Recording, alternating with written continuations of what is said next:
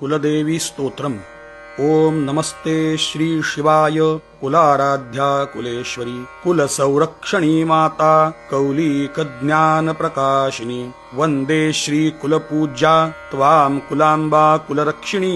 वेदमाता जगन्माता लोकमाता हितैषिणी आदिशक्ति समुद्भूता त्वया हि कुलस्वामिनी विश्ववन्द्यां महाघोरां त्राहि मां शरणागतः त्रैलोक्यहृदयं शोभे देवी त्वं परमेश्वरी भक्तानुग्रहकारिणी कुलदेवी नमोऽस्तुते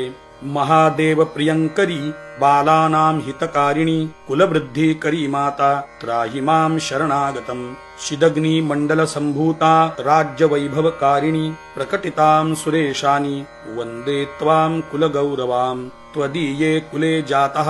त्वामेव शरणं गतः त्वत् वत्सलोऽहम् आद्ये त्वं रक्ष रक्षाधुना।